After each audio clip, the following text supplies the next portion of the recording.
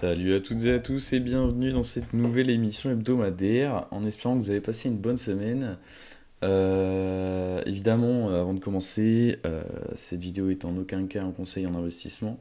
Les valeurs que je propose, je ne propose pas de les acheter ni de les vendre. Cette semaine, quelques données macroéconomiques assez intéressantes quand même pour moi, notamment avec la reprise de la Chine. On a eu les PMI chinois mercredi matin, il me semble, qui a enclenché un gros rebond sur les actions. Ce qui est négatif, c'est que l'inflation va continuer à perdurer. Ça, c'est pas terrible pour la Fed et la BCE. Sinon, on a beaucoup de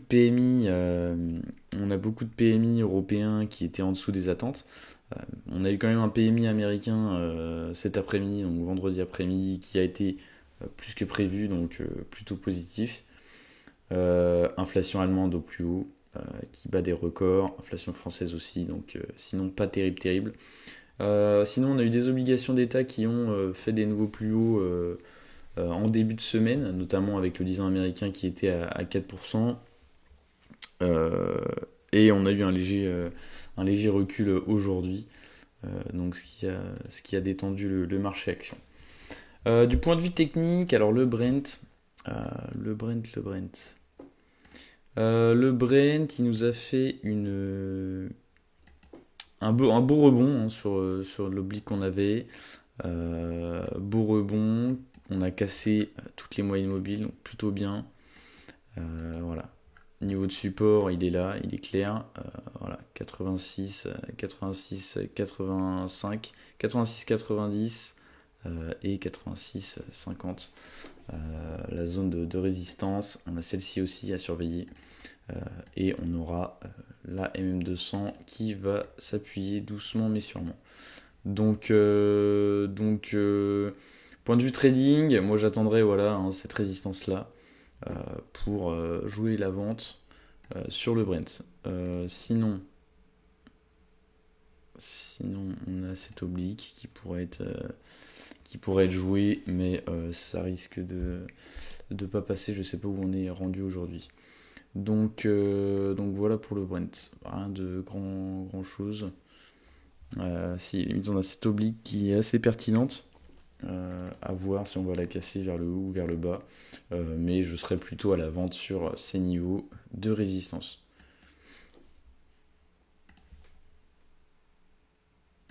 Euro-USD. Euro-USD, toujours pas du tout terrible. Malgré une inflation européenne, ce qui est plutôt positif pour l'euro-dollar, notamment le gros rebond qu'on a eu ici mercredi. Euh, donc plutôt bien. On s'est servi de ce support-là, mais on est venu chercher des zones qui n'étaient pas des zones qui étaient pour moi pas non plus très très intéressantes. Donc on a eu ce rebond, beau rebond technique mercredi, presque plus 1% sur la paire et directement une revente. Donc je pense plus sérieusement que l'euro-dollar va aller chercher des plus bas, voire même sa moyenne mobile de 100 jours. Ce serait pas déconnant au vu de la baisse qu'on a jusqu'ici. Donc plutôt négatif actuellement sur l'euro-dollar. On est quand même sur une grosse consolidation. Donc pas terrible, terrible. Pas terrible, terrible. Ethereum. Ethereum, on continue de vivoter. On est encore dans ce triangle. Mais on est venu chercher des niveaux quand même plus bas. Donc cette oblique n'est plus valable. Je vais supprimer tout ça. Cette oblique n'est plus valable. On n'a plus de triangle. Point positif, c'est que la M50 quand même joue le rôle d'un beau support, comme ici ou ici. Donc plutôt bien. On a toujours ce niveau des 1665-110 qui n'arrive pas à être cassé, donc ça m'embête un peu graphiquement. Donc on attend toujours, mais c'est pas terrible, terrible. Voilà, on a cette petite oblique qui se met en place et la moyenne mobile de 50 jours qui va continuer à vivoter. Donc on va avoir un petit triangle de congestion, une sorte de triangle de congestion, mais pour passer positif, il faudrait vraiment qu'on dépasse faudrait vraiment qu'on clôture au-dessus des 1750, et là ce serait vraiment positif pour aller chercher d'autres niveaux, notamment ceux-là et ceux-là. Donc voilà. Pas négatif, on reste toujours dans une belle congestion, congestion plutôt positive hein, d'ailleurs, mais à voir par la suite. Mais quand le mouvement sera déclenché, il y aura un gros mouvement, ça c'est sûr et certain. On peut noter par contre une baisse des volumes qu'on a eu là. Je sais pas c'est dû à quoi, hein, de jeudi à mercredi, à mardi. Donc je sais pas c'est dû à quoi, mais on a repris des gros volumes directement. Donc voilà. Donc voilà pour les termes. Les indices, les indices, les indices, les indices. Alors des gros mouvements qu'on a eu cette semaine, mine de rien. Des très gros mouvements qu'on a eu. Vendredi dernier, rappelez-vous, on a eu cette grosse baisse, on avait cassé MM10, MM20. On était revenu sur ce beau niveau de support, donc que j'avais délimité ici. On s'est rappelé dessus durant les 3 premières séances, donc jusqu'à mercredi, on n'a pas réussi à dépasser MM10, même si pourtant dans la journée on y était.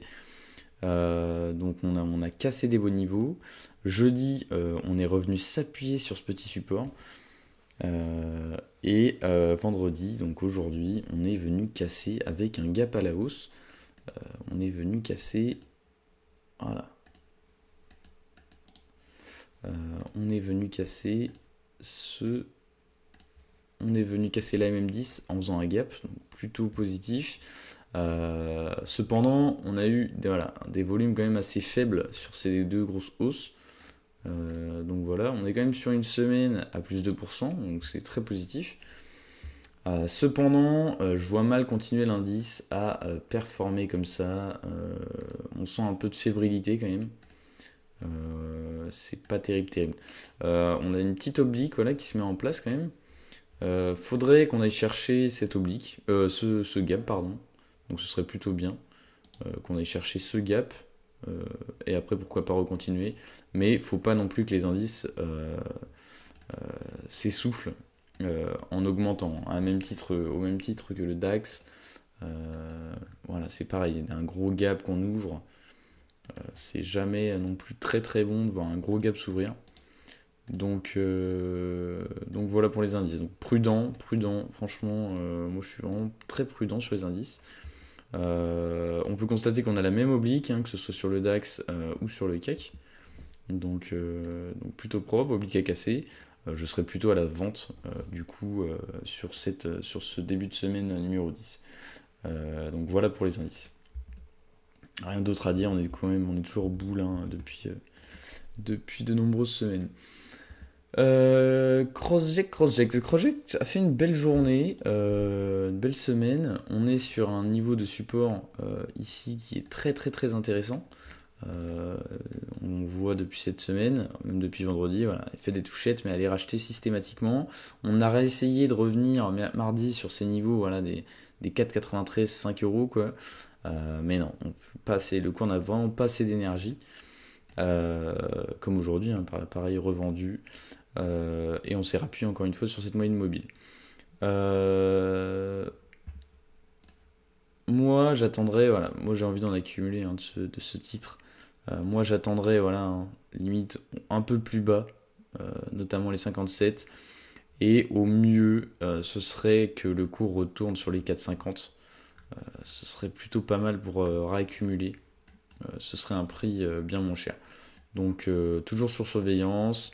Elle va casser son oblique, ça je ne me fais aucun souci, mais pour l'instant j'attendrai des zones d'accumulation, notamment celle-ci, mais un peu trop bref pour moi. Celle-ci me paraît assez intéressante. Les 4,50 ou alors les 4,42, 4,37, c'est des zones que je surveille, où là je réaccumulerai des positions sur CrossJect. Hop. Hop. On a CGG aussi qui a fait des superbes semaines. CGG, une valeur que je vous en avais parlé il y a ici. Hein. Alors attendez, qu'est-ce que j'ai mis ouais, on avait un triangle de congestion, soit on partait à la hausse, soit à la baisse. Tac.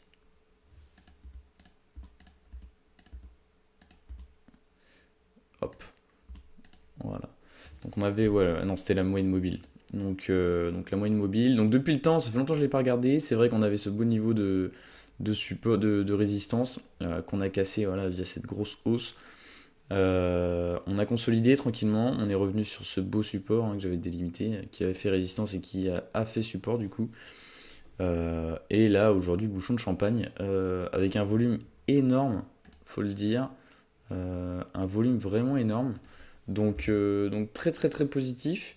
On est presque rendu au volume qu'on avait eu ici.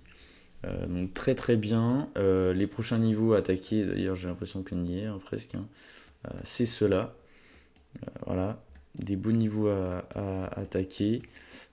Très propre hein, graphiquement, hein, d'ailleurs. C'est ce que je me suis fait la réflexion tout à l'heure sur Boursorama. C'est vrai que graphiquement elle est plutôt propre. Donc maintenant, les points où faire attention, si vous en avez, peut-être en liquider un peu une position ici. Ça pourrait être pas débile. Point positif, c'est qu'on a comblé ce gap. Donc ça, très positif. On a un niveau de support voilà, qui se situe ici, qui pourrait être voilà, intéressant selon moi. Hop là. Hop. Un niveau de support intermédiaire. Donc assez sympa là. CGG assez cool. Euh, Assez cool, assez cool. Alors, attendez. Voilà, celui-ci me plaît. Donc moi je vous conseillerais de revendre sur cette zone-là et de réaccumuler sur cette zone-là. On voit que le trend est très fort, donc à mon avis c'est aussi possible qu'on aille chercher sur le long terme, notamment cet ATH-là qu'on a vu 1,26. Non, 1,226 pardon. Donc plutôt positif, mais dans le momentum, voilà, plus vendre ici, alléger, reprendre pour aller viser des objectifs plus hauts. Spingard depuis ma vidéo que j'ai faite donc lundi dernier, donc plutôt positif, hein, on est quand même on est sur du 12% depuis que j'ai expliqué mon avis positif.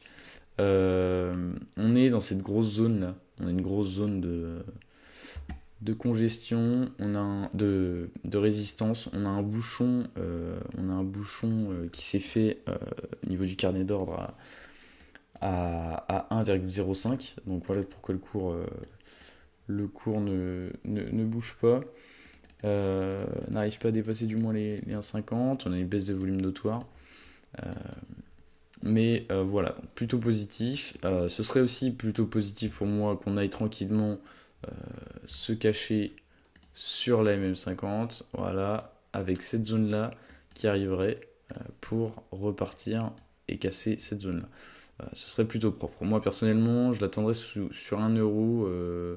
Ça pourrait être plutôt intéressant de rentrer. Donc ouais, donc Spingard plutôt sympa. Trend plutôt sympa. À surveiller, mais au point de vue de la grosse résistance qu'on a ici, une congestion sur cette résistance ainsi que la résistance oblique, ça pourrait faire un peu petite explosion. Donc Spingard que je suis de près. La semaine dernière, je vous avais parlé d'AB Science et je vous avais situé des supports bien plus bas. Alors attendez, je les avais mis en semaine peut-être. Ouais, je vous les avais mis en semaine. Donc moi j'attendais voilà, une accumulation sur ces niveaux-là.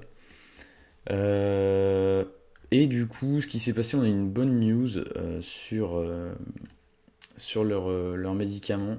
Leurs médicaments contre Alzheimer, je crois, si je dis pas de conneries.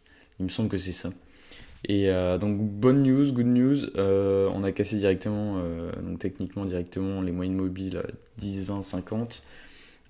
Par contre on est revenu sur ce niveau de résistance. On n'a pas réussi à aller très très haut non plus. Point positif, c'est qu'on congestionne quand même pas mal sur MM50. Donc c'est positif de ce point de vue-là. Mais je crains que le trend est très baissier hein, sur AB Science. Donc je ne pense pas qu'on va aller rechercher d'autres TP sur le titre. Un peu compliqué graphiquement pour AB Science, pour moi. Même si les news sont très très bonnes et je pense qu'elles pourraient valoir bien plus. Mais un peu compliqué pour AB Science. JC Deco, ouais, et ouais, dernière chose, je voulais en revenir, c'est, je vous dis, moi, la zone où je l'attends à Bessians, c'est vraiment ces niveaux-là, qui sont pour moi très très intéressants, mais ce qui engendrait évidemment une très grosse baisse. Ce serait par contre des points techniques très très très intéressants. Et une action qui change, que j'ai trouvé assez sympa, c'est JC Deco, donc c'est une boîte qui fait de la publicité, hein, sur les panneaux d'affichage. Euh, D'ailleurs, je vois là, on a eu une très grosse journée pour JC Deco. JC Deco assez sympa. Pourquoi je la regardais? Puisque on est. Pourquoi elle me plaît? Puisqu'on a été quand même sur une. Ouais, on a une belle oblique baissière sur JC Deco. Euh, donc on a eu notamment ici. Alors attendez. Ouais. Ouais, deux belles obliques baissières pour moi sur JC Deco. Celle-ci est un peu anecdotique, mais on a une congestion avant de la casser, puis on est reparti. Et celle-ci, ça pourrait être la bonne. Donc évidemment, on attendra une congestion comme on a eu ici. Voilà, comme on a eu ici. Donc une petite congestion. Et si ça part, pourquoi pas aller viser, voilà, des objectifs plus gros. Mais graphiquement, elle est plutôt intéressante. Donc action qu'on va suivre quand même dans les semaines à venir, puisqu'elle est plutôt intéressante. Donc à voir comment ça va se passer, comment le cours va réagir en dessous de cette oblique-là. Mais cours qu'on va surveiller. D'ailleurs, point positif, c'est qu'on a cassé MM200 récemment, hein.